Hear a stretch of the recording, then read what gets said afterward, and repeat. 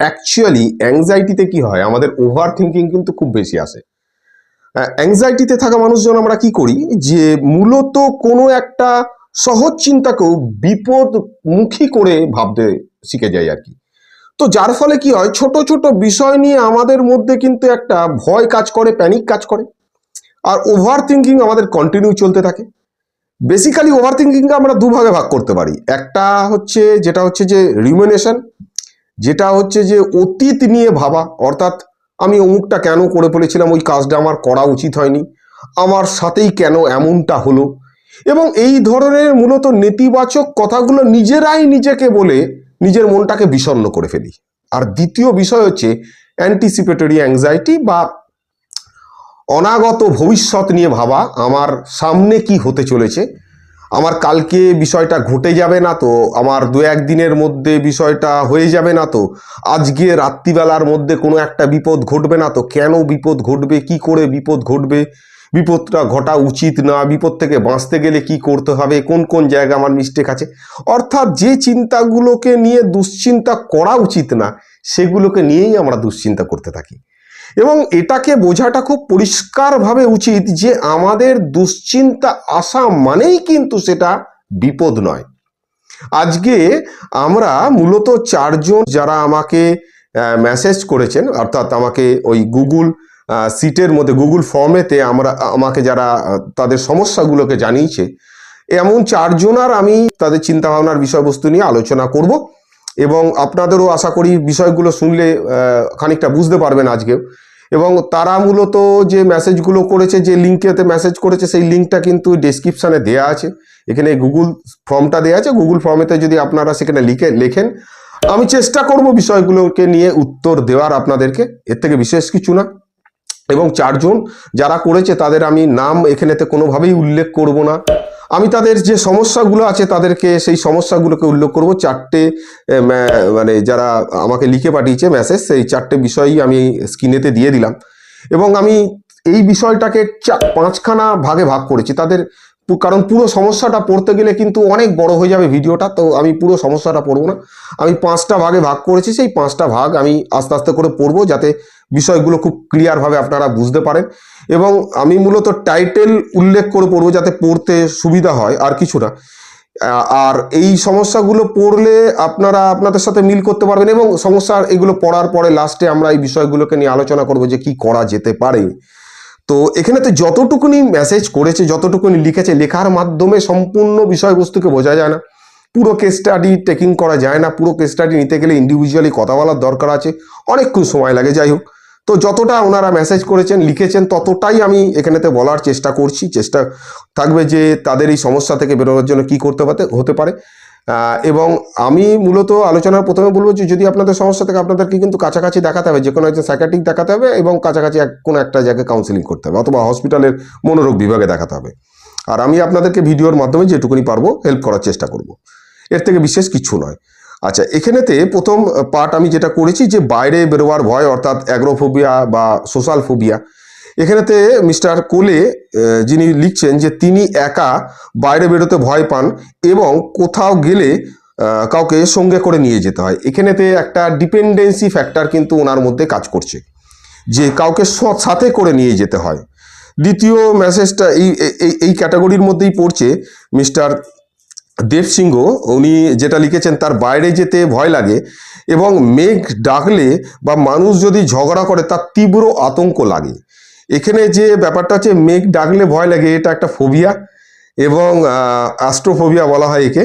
এবং ঝগড়া দেখলে ভয় লাগে, একটা নার্ভাসনেস লাগে, এটা অনেকেরই লাগে, ঝগড়াঝাটি দেখলে হাত পা কিন্তু কাঁপে বিষয়টা দেখার পরে আর কি। দ্বিতীয় বিষয় হচ্ছে, এবং এর সমাধানগুলো আমি পরবর্তী সময় ডিসকাস করব, এবং এই আলোচনার মধ্যেই কিন্তু সমাধান আছে।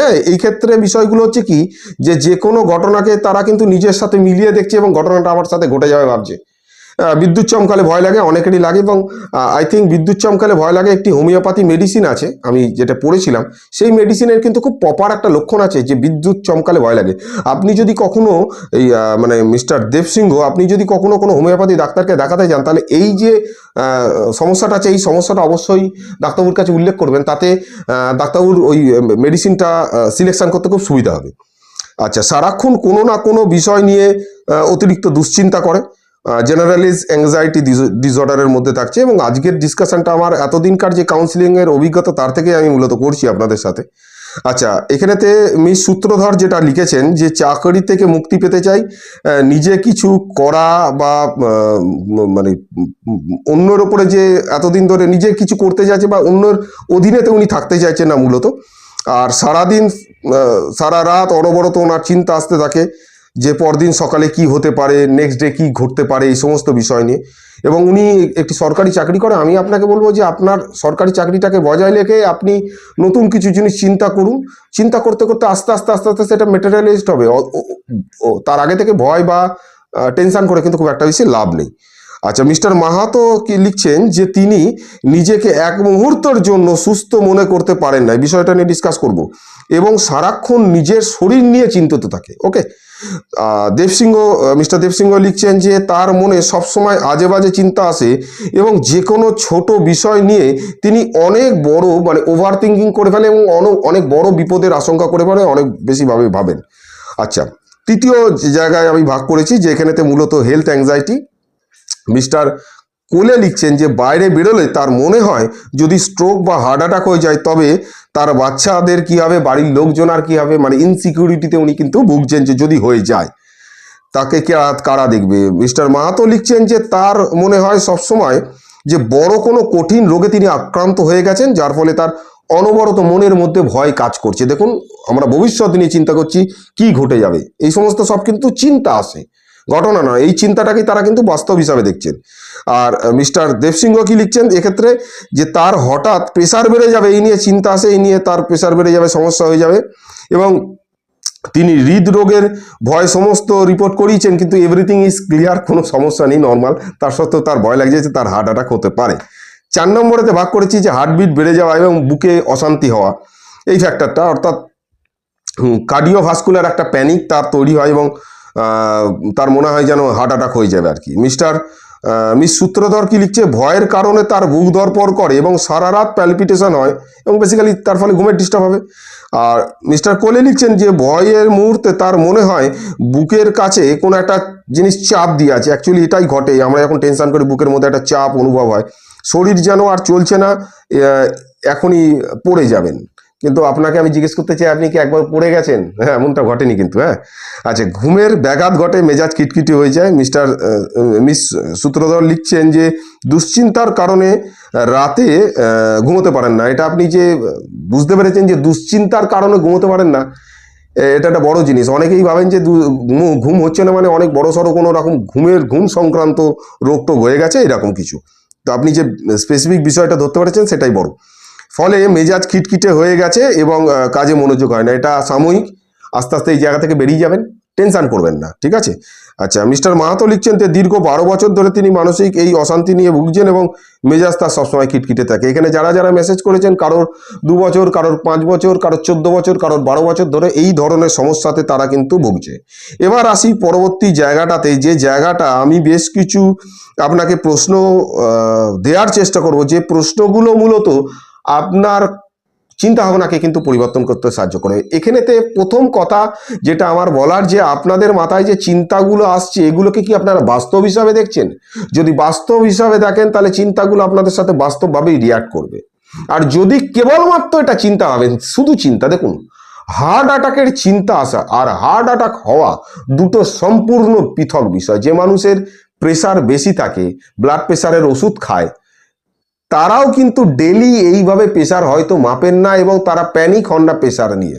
তারা প্রেশারের মেডিসিন খাচ্ছে, বিন্দাস চলছে। হাজারো হাজারো কোটি কোটি মানুষ আছে আপনার চারিদিকে ঘুরে বেড়াচ্ছে যারা কিন্তু ব্লাড প্রেশারের জন্য কন্ট্রোল করার জন্য তারা কিন্তু মেডিসিন খায়, কিন্তু তারা ভয় পায় না বা সারাদিন মাপে না। তো আপনি অতিরিক্ত চিন্তা করে ফেলছেন, এটা আপনার চিন্তার এগেনস্টে আপনি অ্যাকশন নিচ্ছেন। সব চিন্তা কিন্তু আমাদের সত্য না, সব চিন্তার এগেনস্টে অ্যাকশন নেওয়া উচিত না। যদি ছোট ছোট চিন্তাকে অ্যাকশন নিতে থাকেন তাহলে আপনার একটা হ্যাবিট তৈরি হবে যে কোনো চিন্তাতেই অ্যাকশন নেওয়া। এখানেতে প্রথম বিষয় আমি আপনাদেরকে বলবো যে দেখুন, অতীতেও আপনাদের বহুবার বুক ধড়ফড় করেছে এবং সেই বুক ধড়ফড়ের জন্য আপনাদের কি অভিজ্ঞতা ঘটেছে। সেই বুক ধড়ফড় যদি বাস্তবে আপনাদের হার্টের প্রবলেমের জন্য হয়ে থাকে তাহলে এতদিন কিভাবে আপনি শ্বাস নিচ্ছেন? তাহলে বিষয়টা আপনাকে বুঝতে হবে, পুরনো অভিজ্ঞতা যেগুলো আছে সেগুলোকে ভালো করে মনে করার দরকার। মনে করার থেকেও আমি গুরুত্ব দেবো এটাতেই যে আপনারা প্রতিদিনকে অভিজ্ঞতা লিখে ফেলুন যে আপনার সব থেকে বেশি কঠিন অভিজ্ঞতা কি হচ্ছে, এবং এই অভিজ্ঞতাগুলো ডেট ওয়াইজ লিখতে থাকুন। যখনই মাসখানেক হয়ে যাবে, যখন খাতাটা উল্টাবেন, আপনার দেখবেন একটা অভিজ্ঞতা সঞ্চয় হয়েছে, যে অভিজ্ঞতাটা আপনাকে চিনিয়ে দেবে যে এই চিন্তাগুলো অ্যাকচুয়ালি ফেক। যদি না লেখেন তাহলে আপনার কিন্তু মস্তিষ্ক বিশ্বাস করা শিখবে না যে এই চিন্তাগুলো অ্যাকচুয়ালি লজিক বিহীন, এর মধ্যে কোনো যুক্তি নেই। বোঝা গেল? এটা করতে হবে অবশ্যই। বাইরে গেলেই স্ট্রোক হয়ে যাবে, এই যে চিন্তা ভাবনাটা আসছে আমি বাইরে গেলেই স্ট্রোক হয়ে যাবে, এটা আপনার কিন্তু ঘরে বসে চিন্তা করে হচ্ছে। যে বাইরে যাওয়ার যেই নাম শুনছেন, ঘরে বসে আপনার হার্টবিট বেড়ে যাচ্ছে, আপনি বাইরে যাননি তাও আপনি হার্টবিট বেড়ে যাচ্ছে। তার মানে বাইরে গেলে এই বিষয়টা ঘটবে তা না, চিন্তা করে বিষয়টা ঘটছে। তার মানে বাইরে গেলে কিছু হবে না, এটা আপনার চিন্তা করার ফলে সমস্যা হচ্ছে। এবং যে চিন্তাটা আসছে আপনি 100% শিওর যে এই চিন্তাটা আসার ফলে আপনার সমস্যা হয়ে যাবে।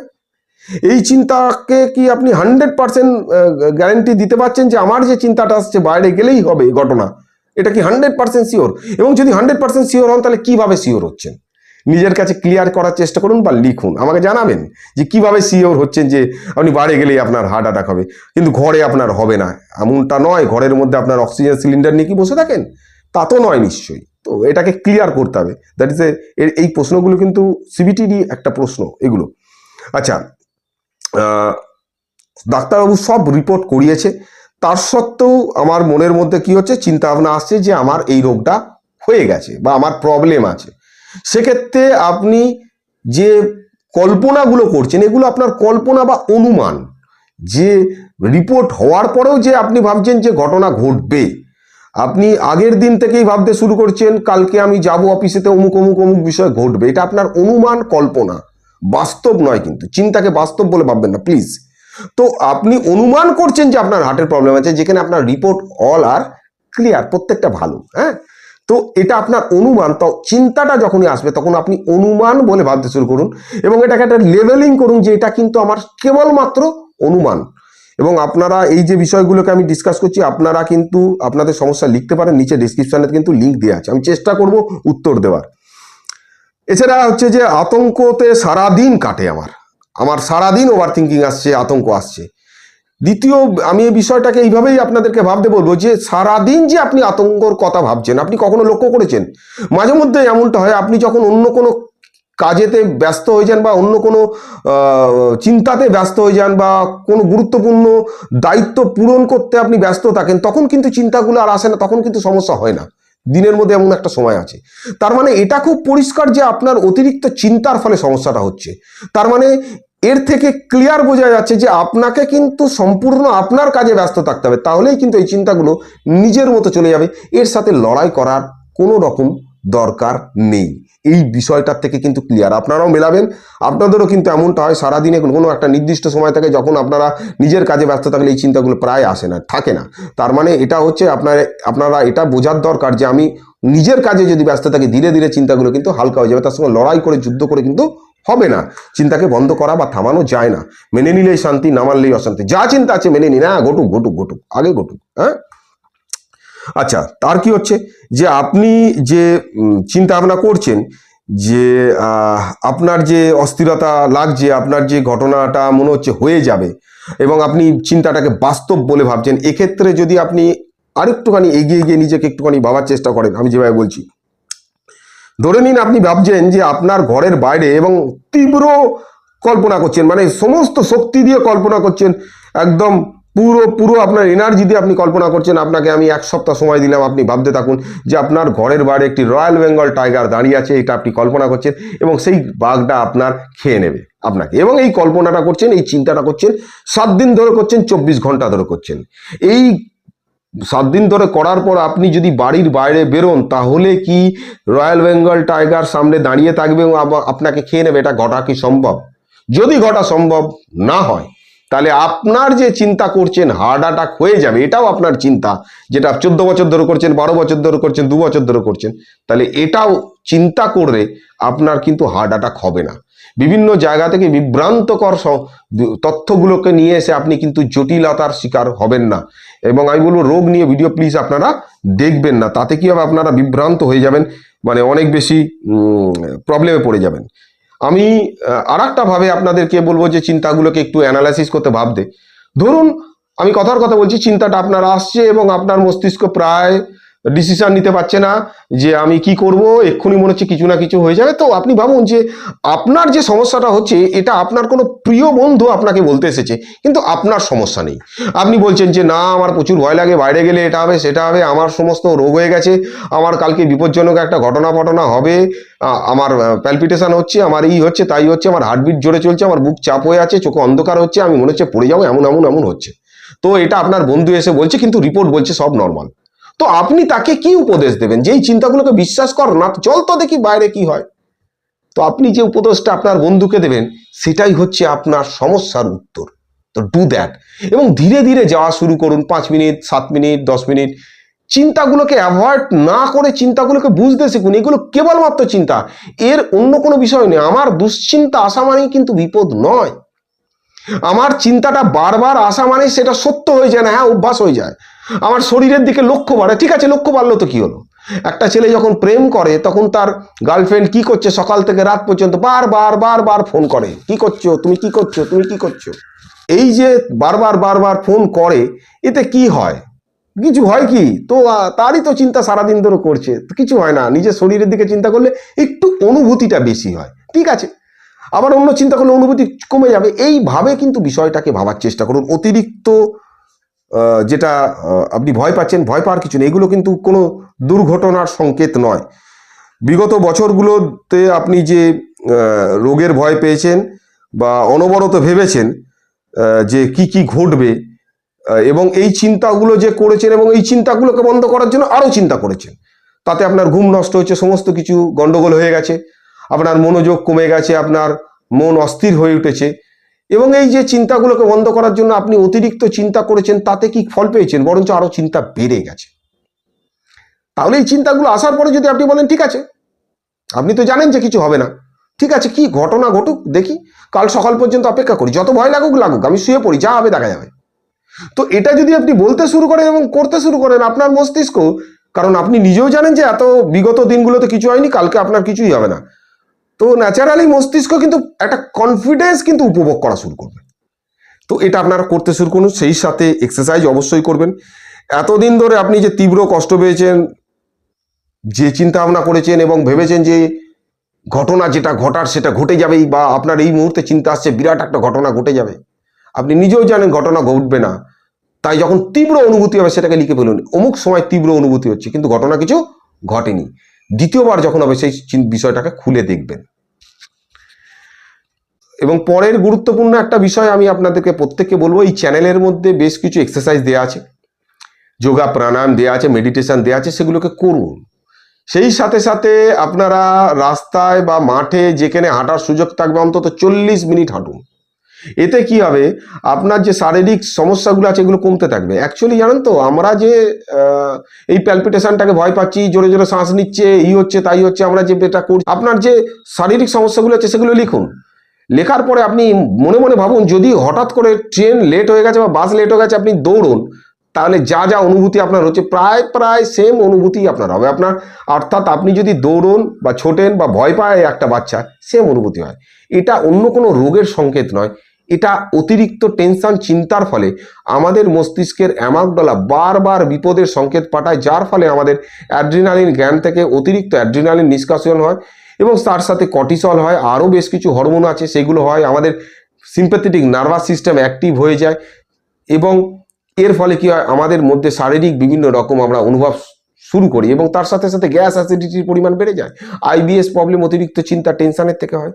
আপনারা যখন এক্সারসাইজ করবেন, খাওয়া দাওয়ার নির্দিষ্ট টাইমে খাবেন, রাতের খাওয়াটা প্রায় চেষ্টা করুন যে 7-8টার মধ্যে কমপ্লিট করার, খুব হালকা খাবার, এবং সকালবেলা উঠে একটা রাতেরবেলা ভালো একটা স্লিপ নিয়ে সকালবেলা উঠে আপনার এক্সারসাইজে যান। দেখুন আস্তে আস্তে আস্তে আস্তে বিষয়টা থেকে বেরিয়ে যাবেন। কিন্তু মাথায় এটা রাখবেন যে মেনে নিলেই শান্তি, না মানলেই অশান্তি। যে কোনো চিন্তা কিন্তু বিপদ নয়। Thank you very much.